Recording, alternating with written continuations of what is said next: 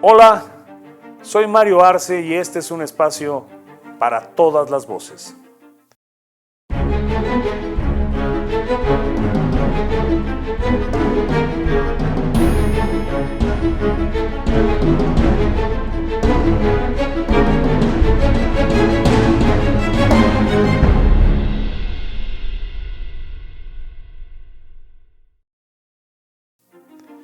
¿Qué fue el derecho de pernada?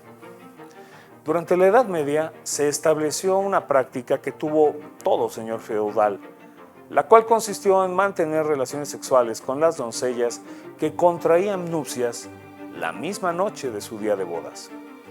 Eso se llamó derecho de pernada. Visto a la distancia, era un acto de violencia sexual que subrayaba el dominio de aquellos quienes en esos momentos se ostentaban como dueños de cuerpos y almas. Me refiero a los señores feudales.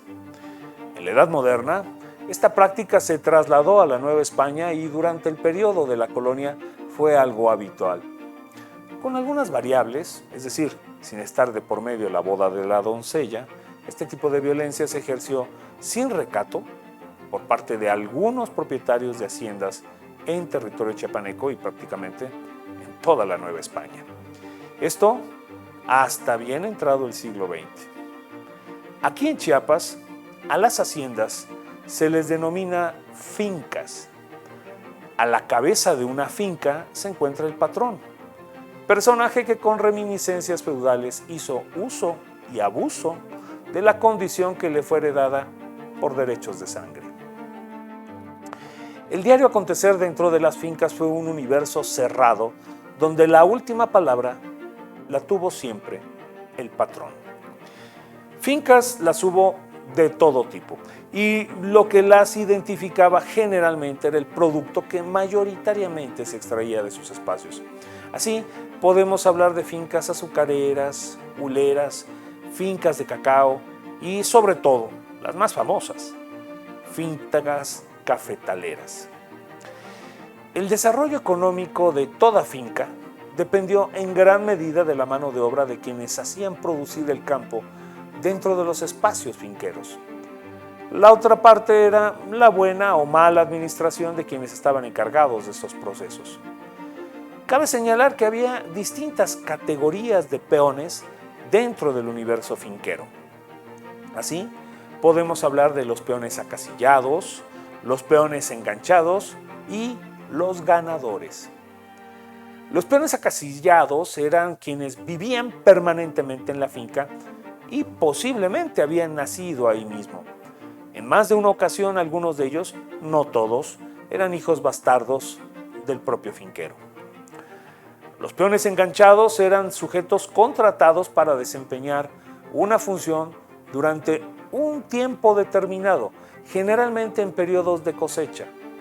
Ellos vivían por temporadas en la finca y después regresaban a su lugar de origen. Estos últimos, los enganchados, se les denominaba así porque los contrataban dándoles un adelanto del dinero, un enganche que iban a ganar como resultado de su futura labor.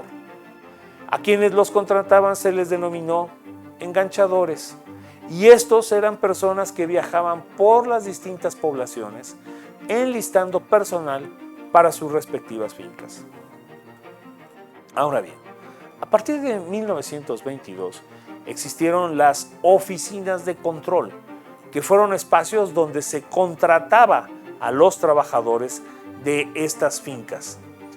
Al menos en Chiapas hubo dos, una en San Cristóbal de las Casas y otra en Motocintla. Otro tipo de peones eran los ganadores, que eran personas que se presentaban por su propia cuenta en las fincas.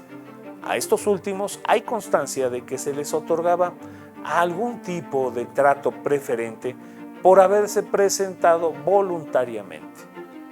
Generalmente eran personas que cada año asistían a la misma finca para realizar labores y ya eran conocidos por el administrador y los dueños. Independientes de este tipo de trabajadores estaban los aparceros, que eran personas que le rentaban al finquero hectáreas de terreno, de la cual compartían parte de lo que se cosechara en las mismas. Los acuerdos con estos podían consistir en pago en especie o en efectivo.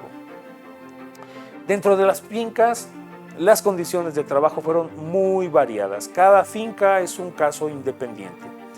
Y esto estaba directamente vinculado con el patrón de cada una de ellas y el administrador.